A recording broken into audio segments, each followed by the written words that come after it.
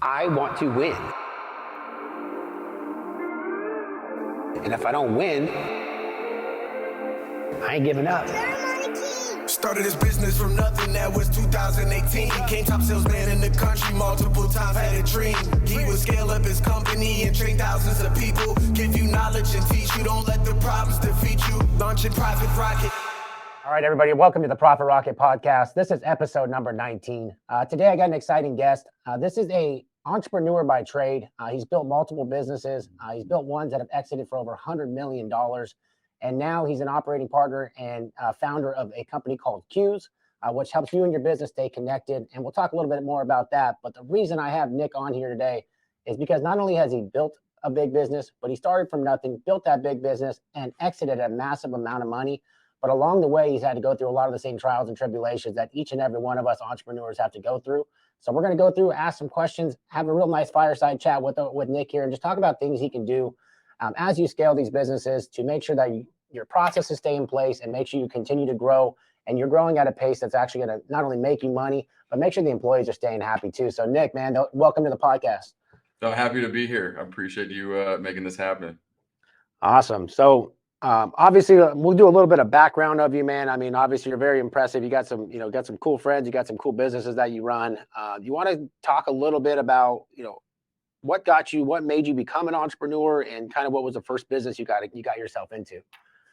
Yeah. So, I mean, good or bad, I'm not sure day to day, but I was one of those people that I think even in high school, I knew that I was not wired to go work my way up the corporate ladder.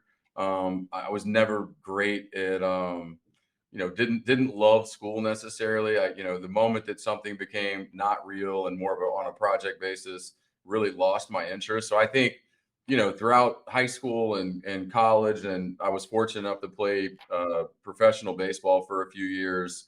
I guess I was good enough to get drafted and play, in the Indians farm system, but bad enough that I always knew that was going to come to an end. And so, like, a long bus ride, and I would be thinking constantly about what am I going to do next? And like I said, I knew I wasn't a job guy, I wasn't a career guy. So I was sort of constantly keeping tabs on different types of small businesses, things that were service focused and people focused, and just something that had, a moderate barrier to entry that I could get into, and then just trial by fire, just get into something, try to get better at it, and then learn as we go. And the very first business that I was heavily involved in was really a kind of logistics e-com business, primarily screen printed goods and fulfilling e-commerce orders. That business, everything that I've sort of carried with me and do today, there's fundamentals that I learned there. So. Yeah, I mean, and a lot of people, like, you circle back around, like the low barrier of entry is important, right? So, most of the guys that listen to this, including myself and probably you, we didn't start with a bunch of money, right? Right. And a lot of people have a preconceived notion that you have to start with a bunch of money to build a great business. And that's, that's proven to be false over and over again. I've had a couple of people on the podcast recently that started their business with $1,000, $2,000. I started mine with 10 grand. It's one of those things is that you have to just jump in. And I think, a lot of guys, I talk to them, they start their business and they want everything to be perfect before they get going, right? They want to have everything in place and then they start building a business, where I'm like, hey, let's build the business and we'll figure all the rest of this shit out first. Like, let's start doing this and bringing money in. Is that kind of what happened with you, or how did you find yourself in that business? And I don't know what the barrier to entry is on that. I mean, I'd imagine you have to pay for screen printing machines, stuff like that. Right. You want to talk a little bit about that? Yeah, no, I had no choice but to, like you said, there was no trust fund. There was no nest egg that I could go pull from. So when I talk about low barrier to entry, I needed something that, I could either, finance or, fortunately for me, there was a local company that was they had a lot of apparel licenses and they were going bankrupt. They were shutting that down, really fire selling the equipment. So I was able to pick up, some equipment for really cheap. This is a totally different time and era. And, that was a tough business, especially we were located in Dallas at the time. And that was not a big business here. So long story short, I got all of the equipment and about 4 employees for pennies on the dollar. And I think where, obviously along the way, like you said, I mean, I grew that business. By the time we sold it, we had about 1,500 full-time employees. Got the business to over a couple $100 million in combined revenue. And then since then, I'm now involved in over a dozen different companies. And exactly what you said, I've never had anything go according to plan. And so I think, the key there is that you have to understand that mistakes are going to happen, problems are going to come about, things that you drew up and were part of your business model and part of your strategy, they're gonna go sideways. And so, your ability to have that, the fortitude to work through it, not to give up, remind yourself that when times get tough, that's not a sign that it's not meant to be. That's a sign that someone else quit and for you to keep going. And so I think, fortunately for me at that time, I was not married. I didn't have kids. And so the mistakes are only so costly. If we made a big mistake, then I didn't get paid that week. Everyone else still got paid. I didn't get paid. And there were, literally hundreds of those weeks in the first couple of years. And so, finally for us in that particular business, I was looking for ways of, traditionally the business had been done one way and it was very reactive. People would sit, they would wait on the phone to ring. You'd wait on orders to come in. And I didn't like that. That made it really tough to scale the business, right? Like I either was understaffed or overstaffed. And I wanted a way of really kind of filling my calendar and knowing, okay, at the very least, every week we've got X number of orders or X number of units coming through. So we really kind of flipped the business upside down. And we were in 2007, we were one of the first people that really kind of started to treat the business much more as like a direct to consumer business, and took a website, an e-commerce store, a printed catalog, almost like eBay. And we would go take that to people and then let them order from those. And then we would just sort of schedule out when different people across the country were getting those. And the moment that we really started to understand the logistics and the details of our operation, we were able to then go back on offense and really start to, add bodies in sales, build up a huge call center, and do all those things. So, it's not always true, but growth does cure a lot of problems. And so, at the very least, when you're in an organization that's going through hyper growth, you're going to expedite the learnings. So you're going to figure out what works and what doesn't work faster, and then be able to go, apply those learnings quicker. Yeah, and I would agree. Obviously, I've been in hyper growth mode feel like it's been way too long now. We're here year 4, and we're like, okay, now it's like we've grown, we've done through. I feel like we've been through every damn thing you can go through. But I mean, obviously, along the way as you're scaling this business, right? Like, you heard like no matter like anybody you talk to, there's going to have those like struggles and those growing pains. And if you're growing constantly, there's always going to be growing pains. And I think that a lot of guys are almost like scared of that, right? And I think when Nick was saying there, like, oh, there's weeks where I wasn't paying myself and all this stuff, and it's because he probably had a growth mind from the beginning, right? So like, yes, he probably could have sat back, hoarded some of the money, right, and then not been able to grow as fast, but he was only willing to gamble and bet that stuff. And that's a conversation I have with a lot of guys is like, dude, do you want to do this for freaking 20 years, 30 years, or do you want to do this for 5 years? And if you want to do it for 5 years, it's going to take a lot of sacrifice. And it sounds like it's kind of what you did. But the other thing that I heard there, right, and it's similar to our business, right? Like we can either be reactionary, right? Wait till calls come in. But guess what? March and April and May hit us in the mouth and the calls aren't coming in. And this is the same thing that I talk about with how I keep my business kind of even keel throughout the year, is that I'm going out getting the customers. That's what the call center that we have, the Rocket Bookings, is about. Is like, I fill your entire board. So at least we have strategically, we know how many calls we're going to have. And the same thing he said, really start working through logistics, right? Like, hey, how do we make the most money on these calls? How can we get these guys logistically to run more calls in a day to be able to generate the revenue we need? So when you guys look at business and everybody's like, oh, that's not our type of business, dude, business is business. It's all about operations and processes and how do we really fine tune them. So it kind of sounds like that's what you did, but how the hell did you deal with 1,500 employees? Like that's obviously we were talking before this. I'm like, did I get to the 100 employee thing, and I just like my mind kind of gets like imploded. So you want to talk a little bit about that as going from 4 people to 1,500? How long did that take? About 8 years, 7 or 8 years. So I mean, the business was more than doubling every single year. And I'm sure there's a lot of statistics now in the last like 4 or 5 years that they really weren't even things that people measured necessarily back then. Our revenue to head count probably wasn't the greatest, although we had really strong EBITDA. When I did everything that I think a business school would tell you not to do, right? Like beyond the first 4 guys, the next 20 hires were all friends and family.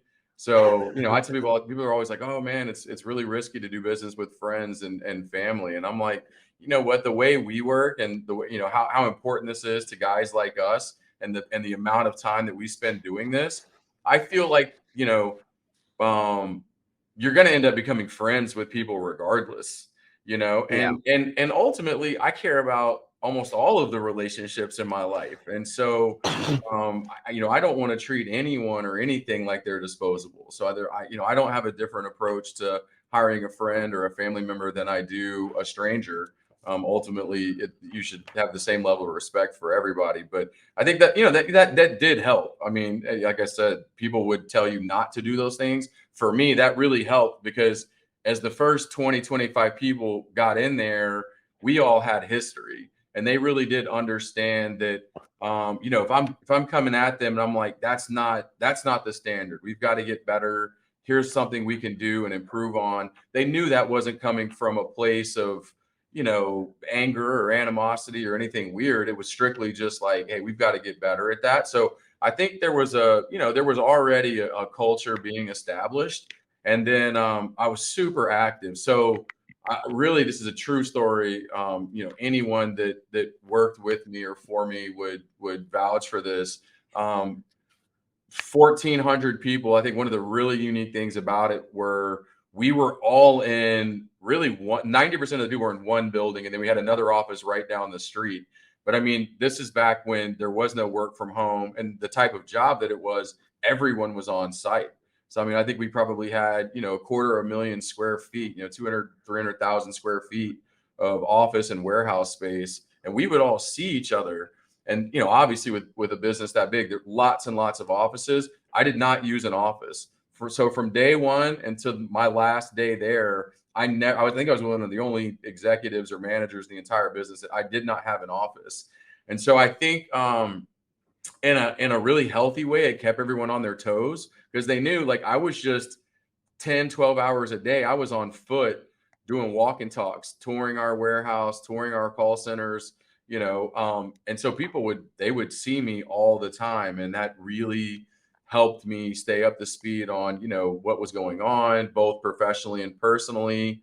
I had done most of the jobs there. So, I'd printed shirts and I'd received orders and I'd done inventory and I'd helped people, box up and ship orders. And I mean, you name it, and I had done it. So I think there was a respect there that, I wasn't, I definitely did not consider myself too good to do any of it, and like getting dirty. But, part of what's led me to the deal that I'm doing now is just that, I was very humbled. And by the time we were leaving, candidly, I realized I was not the right guy to keep running the business. So I think I was the perfect person to come up with the idea and the concept and then scale it.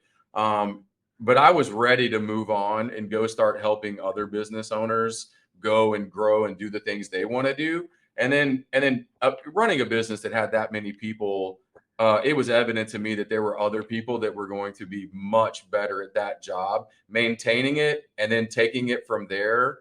I do think they needed a change. I was, like I said, I was the right person to get it to that point. But, so many of the tactics that I used when it was small, just fist bumping everybody every day, just really trying to create this environment of winning, and everybody taking pride in what we did. That was, I was really I was going to have to start relying a lot on systems, technology, processes, a lot more formally than what we were doing in the beginning. Yeah, and I think that's something we talked about, obviously, as you scale, right? And I've been through it. Like I keep saying, I get to the 100 person point, and it's like, dude, you start getting a lot of employees, and when I started this business 4.5 years ago, like I started as just me and my friends and my family, like that's who was working here. And then you start scaling into something different, and it takes a different level of leadership from each level, from 0 to 5 million, from 5 million to 10, from 10 to 20, and then 20 million plus. Like you have to really start putting a lot more checks and balances in place, and then you have to change, right? Like you can't be the same guy you were day one. It doesn't happen. Like you have to change. You have to, obviously, the way you communicate to people, your level of professionalism, and especially if you're trying to go from where you exited at to grow it even bigger, man. It's just like a level of, nonstop stuff, especially for people probably like me and you. Like I got all these other things I want to do, and you have to be so hyper focused when you get to that scale. Like you can't have any other outside distractions. I feel like, is that kind of what you're running into? You had other things going on, or you're just like, you knew that I just don't want to do that and don't do that anymore. Yeah, I mean, this is really, really candid, but I started feeling like there was more bad running a business that big. I started feeling like there were more bad things that could happen on any given day than good things. And I had a colleague, a really, really talented young lady, that told me one day that there was something that we wanted to do. And I remember the days of like just, having an idea and then being able to like, put that in motion within like, 48 hours. And this wasn't happening. And I was getting really frustrated. And I was like, wow, like I feel like I keep bringing the same thing up over and over again. And she said, look, she said, I'm not trying to like calm down, the entrepreneurial spirit that you have and all the things that got us here. But you have to realize that, when you're running a business and it's much, much smaller, you're on a jet ski, and if you want to turn it, you flip your wrist and the thing turns. And he was like, this is now like a Carnival cruise ship, and it takes 45 minutes of planning to make it even begin to turn. And I think for me, kind of going back to what I was saying, I think it's, I was thinking like, wow, like on any given day, like we can fall short or these things, can not go our way. But because of how big we are, we're now not nimble and we can't change very quickly. And therefore, like, I don't know, like I love being a part of something that's explosive and that, like on any given day, something really, really big can happen. And it just started to feel like, we were a sitting duck. I think that's what's really fun about being an entrepreneur and a founder and starting something from scratch. Like no doubt, like you and I were talking about, like you've got to have a high pain tolerance and understand that things are going to break, things are going to go wrong. And if it's a small business, then, in office, like that last phone call is to you and you've got to get that thing done. But the joy in that is that you can also put your fingerprints on things really fast and you can change things quickly and you can maneuver. And if you're going up against a big boy and there's some gorillas in your industry, you can start figuring out their pain points really fast and going after those, so you got to, not to be too cliche, but I mean, you play the hand you're dealt. And if you're a small business, then do the things a big business can't do. Make it more personal, be more genuine, have better customer service, like literally find the thing that you can win at that a big guy can't. And I even talk about that in even like my sales classes. Like if I worked for a small family owned operation, I would use, hey, look, we're a family owned operation. Unlike those other corporations, they don't care about you as much, blah, blah, blah. And kind of like really hands on. Or if I'm in a big organization, I'm coming in and saying, look, mom and pop shops are great until it's 100 degrees outside and they can't get out to you like we can. We can get out there within 24 hours. Is that important to you? So really, the same thing is pivoting on using your strong points to sell the business and grow the business is important. And, it's the same thing. Like when, a lot of people are like, hey, why are these guys selling their business? And it's like, dude, when you get to a certain point, it becomes almost a liability and you have to sell it off to someone who's got a bigger checkbook than you, because if things go wrong, you can't fix it. There's so many things that can go wrong. Like for me, or in our industry, there's so many, like our trucks are our biggest liability, and I got 50, 60 trucks that are driving all over Southern California, like big ass targets all day, right? Or employees or all these things, they become big liabilities. And I think that, as entrepreneurs, we get like, that's the kind of stuff that keeps me up at night, the stuff that I can't control, that if something happens, what's going to happen next, right? Right. And obviously there's insurance and all those other things, but it's just so many moving pieces that when you get big, and that's why a lot of guys in my industry, once they get to that 100 truck point or 100 person point, is like where they get, when they're like, hey, let's hit the eject button, let's go, let's go exit this business. So you grew this great business and you did exit it. And I want to talk a little bit about the exit too, because, a lot of guys, they build these great businesses, they exit and they don't take care of their people that got them there. And I know that was one of the conversations we had and how important that was to you. So you want to talk a little bit about obviously incentivizing the people that have been with you, that helped you build that business, and what you were able to do when you exited it?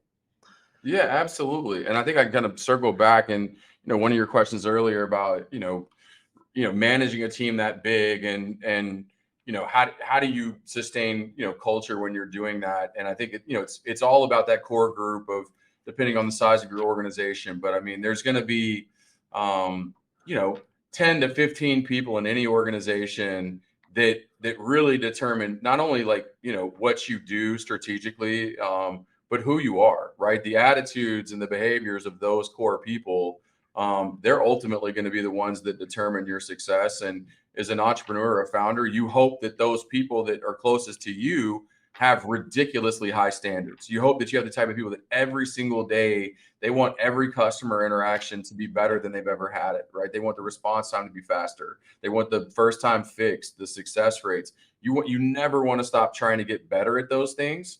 And I think, I had a business mentor, one of the, the first time that I sold, one of our businesses, we sold it to a private equity group, and the managing partner, we started to become friends and we would talk often. And he said, look, we were putting together a comp plan. It was almost like an ESOP, right? Like it functioned a little bit like an employee stock program where we had, investors or whatever, but we were going to give out stock to people that were not purchasing it. These were key employees. And he said, every single day you've got to look at the workforce, whether you've got 20 people working for you or 2,000, you got to look at every person every day and you got to put them into one of three buckets. That person's either a rose, they're a daisy, or they're a weed, and every single day pick the weeds, don't ever let the weeds hang around, and make sure the roses are just like very handsomely compensated. And I think that's what I tried to do. And I'm trying to do right now. And then all of the different businesses that I'm, on the board of or an advisor to, especially in this day and age, you've got to make people feel appreciated. And that's looking someone in the eyes and telling them that you're wrong when you're wrong and you're sorry, and telling them you appreciate them, trying to, whatever's important to them, making sure that you're providing those things. So if that's continuing education, more opportunity, a raise in pay, whatever you can do to treat those roses the right way, you've got to do that. And then the daisies are the one in the middle that, depending on who they're spending the most amount of time with, they can flip into a weed, or hopefully if you give them enough water and sunshine, you can turn them into a rose. Right. And so, fortunately, I think, that's probably the thing that I'm the most proud of, is that, if you look at the size of the business, there were a lot of people that made a lot of money on the transactions that we had. And, I think that's, being able to change a lot of people's lives is more fun than just changing your own life.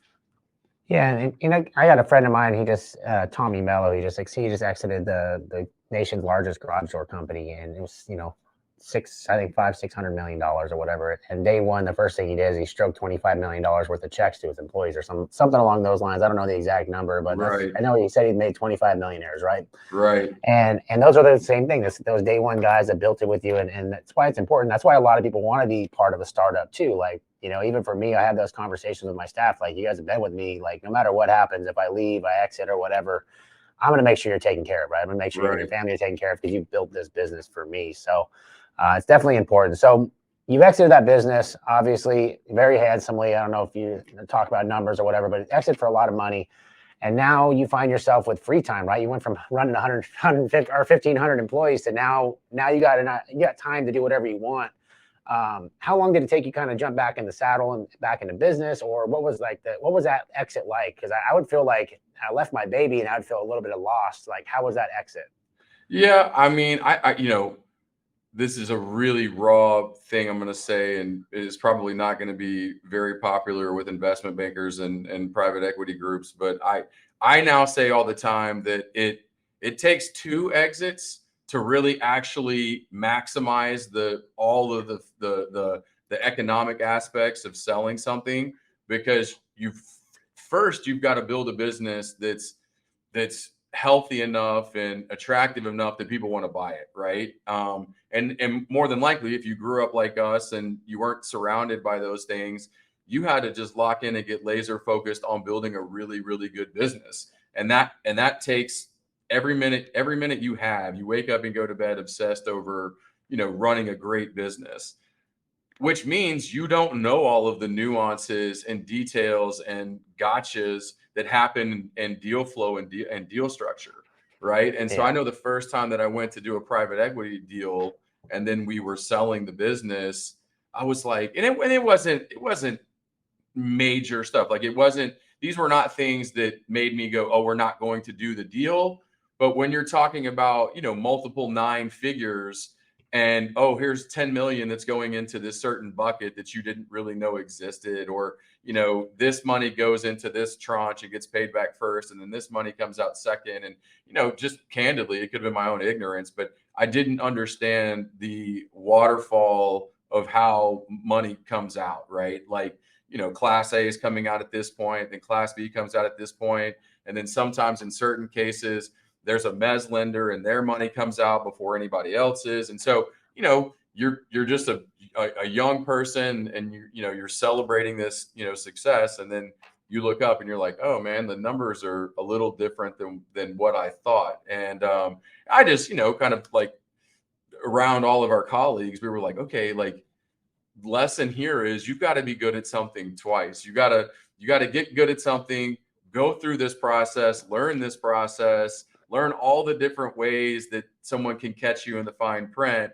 and then be good at something again the second time, and then not get all those same gotchas. Have the deal flow structured in a way that's more beneficial to you, and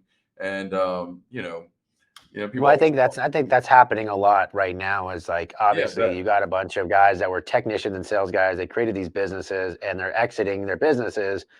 And then they find out, it usually takes 12 months before they realize, like, oh shit, like I got hosed on this deal. And you're dealing with a lot of unsophisticated businessmen, and all of a sudden now they're like, oh, I got all this money, and then they realize, like, oh, they end up with half of it, or they end up with whatever, and then they're all pissed off. When reality is, like, that's just how these deals are done, and the deals are usually made to benefit the guy that's buying it, right? Unless you know what you're looking for, and it's important, right? It's why it's important to get good brokers and things like that. And there's some really good guys out there that specialize in my industry, and they make sure this stuff doesn't happen, right? But if you go out there and you try to broker your own deal, and you try to do all this stuff, and you've never been through that or anything like that, then that's when you get kind of hosed on these things. So you got to make sure you're paying attention to it.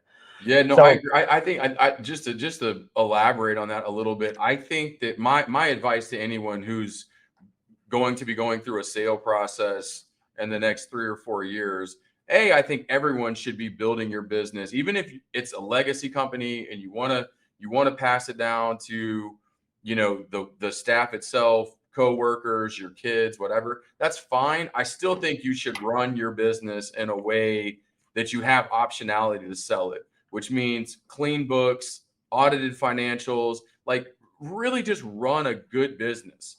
If you don't end up selling it, great. You just have a more well-documented, cleaner business that helps you sleep at night.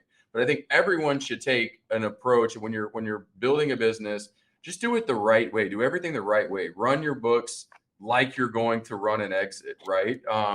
So I think that, but then going back to your point, you got to really pay attention to who you're selling to. Because I think that, having the right broker, investment banker, and you explain to these guys, listen, I don't want to get caught up in a deal where, I got to roll over half the money. I mean, if you're in most cases, you're going to have to do some version of a rollover. And I think people underestimate if you're going to have to do a rollover and roll over part of the equity and earn that out over a year or 2 years, you better really understand the group you're getting in bed with, and make sure that they're running a good business and they're people that you trust, and they're going to go grow their business, because that last piece of the earnout is going to be based on, their performance. And so I think, people should always be looking to grow They should be building a business that's healthy, that's attractive, and that there's nothing in the way of a sale if you wanted to do it, but be really careful with who you sell the business to. Just make sure they're good people. They've done this before. The people they did it with vouch for them. Because like you said, I mean, it's, if you don't understand the mechanics and you underestimate the group that you're doing deals with, they're not all the same. And they're not all nice, man. Like if you think No. they're your best friend, these guys they're professionals at making as much money as possible for themselves. So you have to make Right. sure you have the right, right counsel on your side as well. Because realistically, man, they don't get rich by making amazing deals for the people you're buying from, right? You make deals, the money's made on the deal when you first sign it. And if they're giving out bad deals on their end, they're not going to last very long, and vice versa. If you give out, Right. if you're taking bad deals on your end, you're going to be the one left holding the bag and kind of get messed up on it. So Exactly. So you exited now, and obviously, you stepped into another kind of position now. Obviously, going into investing in businesses, and then obviously we're going to talk about the business that you're growing, and you got a lot of obviously a lot behind in Q's. You want to kind of talk about, like, obviously what you kind of look for in investing in, because obviously you said you invested about 12, 13 different businesses now. Yep. What are you investing in? Like what industries are you looking at right now that are like standing out to you? Or is it just kind of So I mean, come and really, goes? I think we've been really consistent from day one. So I was formally done with that business in, I think, 2017. And I knew immediately, I had already started to invest along the way with just different people would bring a deal to me, right? Hey, I got a buddy, he's got a great business.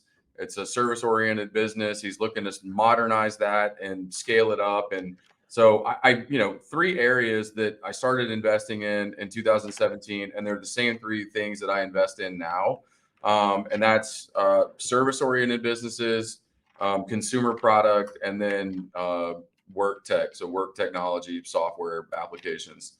And those are really the only three spaces I put money, 5-6 years ago. And that's really the main point of emphasis now. There are a handful of healthcare deals and things like that have kind of slid through that I've done just based on operators. But yeah, I spent really up until, early last year, maybe the end of 2021, just on boards, investing in deals, looking at decks, helping operators grow. And the premise was I wanted to go in, a lot of private equity groups won't step into deals unless they're $5 million in EBITDA or bigger. And there's a lot of really good companies that are out there that may be losing a little bit of money. They may be break even. Maybe they've got $1 million or $2 million in EBITDA, and they're not prime for a venture capital deal, or maybe they don't want someone to come in and be that involved, but they want someone that can come in and can infuse the business with some cash. And then more importantly, they're looking for someone that can bring resources. So in my office, I've got, HR, finance and accounting team. I've got a creative team. I've got a team that does content. And we can then sort of step in and, along with money, just expedite you taking your business to where you want to go. My favorite types of businesses are a lot of the ones that you're involved in. Businesses that are, relatively blue collar services, but there's an opportunity to sort of modernize them. There's a different way we can go about doing it that's more efficient, that benefits the customer better. Anything that this thing really needs to get done, and whether we do it or not, this transaction is going to happen. I like those businesses, right? I think you've got to have a borderline $1 billion budget if you want to invent something and have people completely change the way they live their life. But for a commodity-based, need-based business, all you've got to do is have a really strong work ethic, discipline, an understanding of how to read a P&L. And then you can just go out every day and you'll get some wins. So I think that, the good thing is I love working with founders. I love working with entrepreneurs. I love trying to help let my losses and my stresses turn into wins for them. But I did have an itch to go back and also be an operator. Part of that was just kind of an age thing. And I thought, I'm still young enough that I had this desire and this like fire in my belly to want to go operate a business again and be in the weeds. And it's just a little bit like my baseball career where, there was a window, and once that was done, I was going to move on. And I sort of started thinking, if I sit on the sidelines for another 3 or 4 years, I may not ever jump back into being an operator. So early last year, decided like, hey, let's build something that every business needs. And really, I just listed out the 5 things that plagued me the most as an entrepreneur and a founder, and tried to go build an app that would solve the things that kept me up at night. Yeah, and that kind of circles around to obviously where you are now, man. Like, I think the first time that I saw Q's was with your partner Judge, and Judge is someone that I've looked up to, and obviously early on in business, I had an entrepreneurial seizure. I didn't know shit about business. I didn't know anything about numbers. I knew how to sell shit, and that's what kind of got me in some trouble the first year. Obviously, to sell all those stuff you want in the world, but if you don't know how to run a business and operate, you end up with nothing, right? So I remember the first time I went to one of Judge's meetings, and I kind of got to go through a little bit of business coaching and stuff like that for the first time. Really opened my eyes, and obviously liking Judge, and Judge started talking about this product, and I'm like, man, that would be great for home service companies, right? Like that was the first thing that came to my mind. I'm like, man, this is something that's great. And then obviously it was something we started using in our business at Absolute Airflow. So you want to talk a little bit about what Q's does and how it can kind of impact the business, and what the thought process was behind it, and why you're so passionate about Q's. Yeah, absolutely. Let's just show you what a business nerd I am. My email signature for years used to say, "You can't manage what you don't measure." And I started feeling like, if I looked around my organizations and I was like, trying to separate, like we talked about earlier, the roses and the weeds, I felt like the roses managed the business through metrics, through numbers, and less emotion, right? I found that a lot of people were managing, through emotion. And so I always loved the saying, you can't manage what you don't measure. And early on, I told Judge, I said, look, businesses are more fragmented. We're living through this really transitional time where there's big advancements in technology, but there's also like all of these other headwinds that are happening.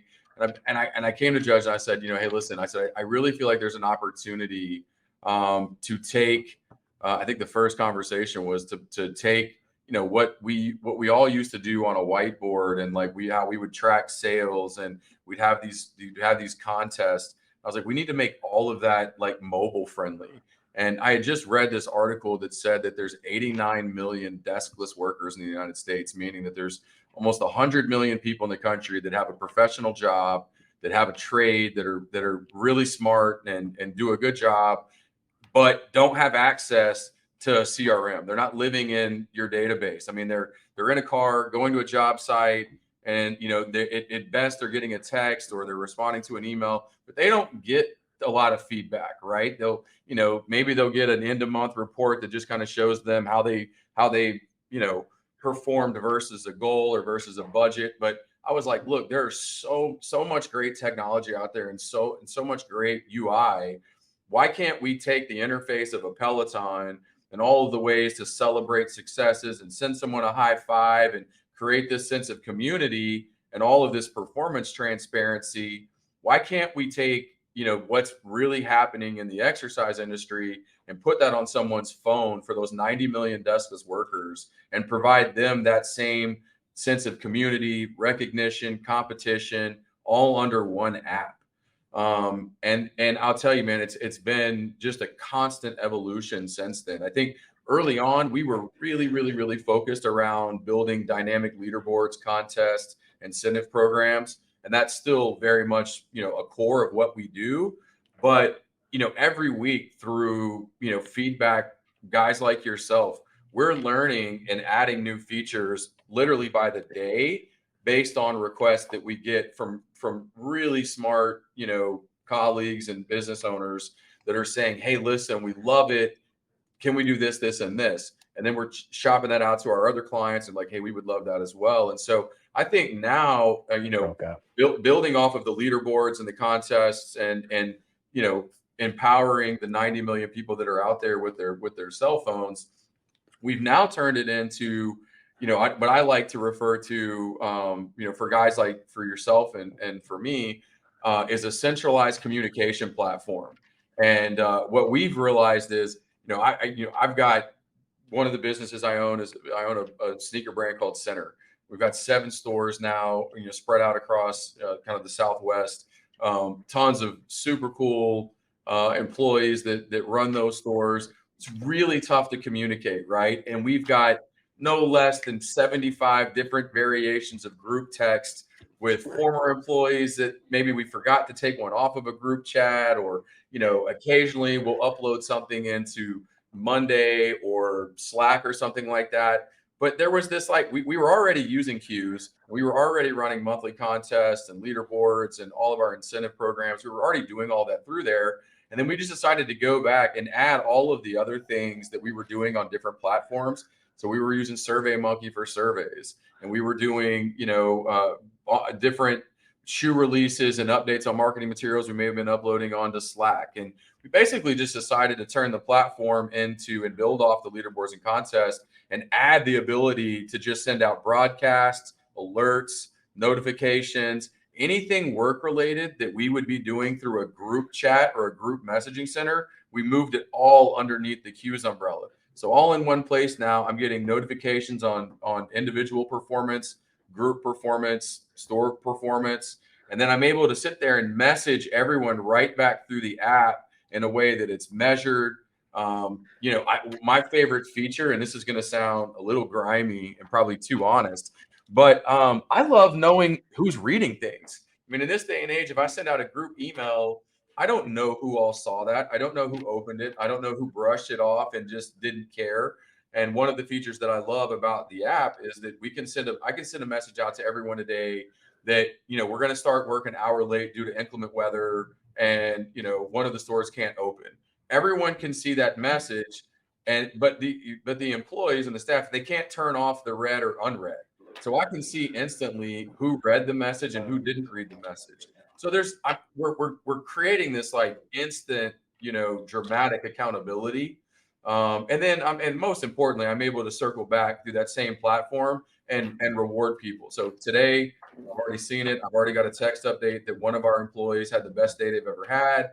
In 10 seconds, I'm going to go on my phone. I'm going to click congratulations. We're super lucky to have you, go build off that day and have a good night. And, here's $100, Visa bonus or a gift card or, whatever. Well, you guys don't even know how powerful that is, especially like obviously for home service. I remember being a technician or a sales guy in the field, and I remember just getting one text from the owner one time. I sold something. He's like, "Hey man, good job." But he never texted anybody else. And I remember the feeling that I had about it. And he had saw that I sold a big job, and he was congratulating me. But now imagine you have that for every employee, every birthday they have, every celebration, anniversary, all that stuff, Imagine the power as you scale, right? To be able to know that stuff about your employees and how it's going to make them feel. And that's kind of sounds like what he's talking about here is that, like, dude, like you have full control over that stuff. And just those little things will make the difference between that employee staying or going, or that employee working a little bit harder or not working a little bit harder. And I know for, in my business, obviously having queues was massive, right? And I think the big thing is, with ServiceTitan, and if you guys are on ServiceTitan and the integration, all this stuff is done in real time, and you're able to track leaderboards and know if it's a record day or whatever it is for these guys. And I think it's almost priceless having that information at your fingertips, especially for the cost of queues. I mean, it's kind of a no-brainer, in my opinion. No, I agree. I think, going back to where we started the conversation about, exits and growing your business, I think the thing that was stressing me out the most about the business that I sold was the feeling that I was failing as a business owner. My expectation was that, I need to be a leader. I need to help my team feel like they're a part of something special. Most importantly, that we care about them, and that, we spend such a disproportionate amount of our life. We spend working and thinking about work and getting the skills to go do these jobs. And the bigger my business got, the harder it was for me to be everywhere at once. So it's like this really weird thing that the business was getting bigger and I was doing really well, and I'd feel terrible going on a vacation, and I'd be like, man, that whole week I was on vacation, I missed all these things. Like someone had their best day ever. Someone had a work anniversary. It was someone's 10-year work anniversary, and I wasn't even there to say congratulations. And I think it was just like this fear of like missing important things. And I could get to all of it. When we had 5 people, 10 people, I never missed anything. But I think, that was, like I said, I wanted to build an app that helped managers and business owners be everywhere at once. How can you be, boarding a flight with your family to go somewhere and get a quick text that just said, hey, look, such and such broke a 10-year company record. This has never happened before. That's not something you want to miss. And so just having that peace of mind that like, I'm not there, but I'm still connected enough to be able to reply to this and be on top of this. And then, like I said, I think the key to anybody having a big exit in a business is you've got to have alignment with your company. You got to have alignment with your management team. And when I send out an alert today that says, hey, listen, guys, let's make sure that we're starting a new month. Fantastic. And we're going to do this, this, and this. Everyone in the company sees that message came from me. I've got a really close friend of mine that uses our software, and he started a thing called Monday Motivation. And so there's a broadcast button, and he goes on every Monday morning and he writes, or he finds somewhere online, he finds an inspirational quote that connects back to their business. He goes on to the broadcast button. He inputs that message. He sends it out. The whole company got it. So the first thing Monday morning, everybody's coming into work. The first thing they got was their Monday motivating message. He can see who all read it, who opened it, who didn't, how quickly they opened it. And then, the week started on a good note, and he knows that universally everyone got something from him at the exact same time. So I think whether you're using it as a communication tool to make sure your company's aligned, or you're using it as a way to recognize employees, it's just going to take a lot of the things that you already do one-off or manually, and it's creating a system to make sure that it sustains well. Awesome. If they want more information on Q's, how are they able to get a hold of you guys or get a demo and get an idea how it works? Yeah, absolutely. So I mean, we have we've got our website, we've got an Instagram page. These guys were kind enough to put up a banner here behind me. I believe we've got getqs.com/home service. Is a landing page specifically for HVAC, plumbing, electricity. I think we've got a dozen different home service products that are out there. There's I think maybe when we're done here, we can post something with all of my personal contact information as well. But yeah, just follow us on Instagram, shoot us a message through the website, contact me. We're here pretty much 24/7. So awesome. Well, Nick, man, obviously I can sit here and talk business with you all day, and I'll see you next week and be out in Dallas and have some conversations. And you're one of those guys, like I said, I listen to you and I'm just like, okay, I want to pick this guy's brain all day. And I always talk about getting around people that have done bigger stuff than you and how it's going to get you to where you want to go faster. And the point of this podcast, guys, is to pick up little things from each one of these episodes that you can take and implement immediately. And you might not be able to get around some of the people that get on here, but you can always listen, right? It's R&D, it's rob and duplicate, figure out what the successful people do, get around them, try to get in front of them as much as possible. I'm sure Nick will probably make it out to the event this year.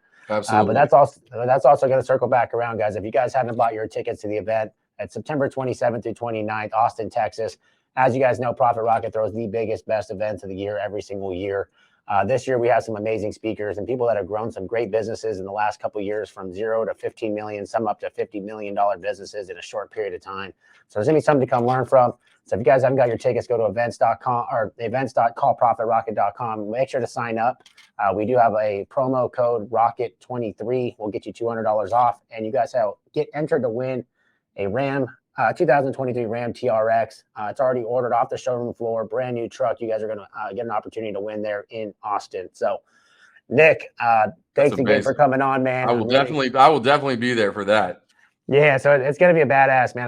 The lineup's great. I didn't think I announced on one of the episodes, we got Rick Ross coming out. It's going to be pretty cool. We got to have a big party, big event. And then, like I said, the main thing with me is every one of these podcasts, I want you guys to get something to take away. And when you come to one of my events, I want you to take away something, like a lot of things you could go and implement in your business and also come have a lot of fun. So, Nick, thanks for coming on, brother. I'll see you on Monday. Definitely. I appreciate it. Started his business from nothing, that was 2018. Became top salesman in the country, multiple times had a dream. He would scale up his company and train thousands of people. Give you knowledge and teach you, don't let the problems defeat you. Launching private rocket,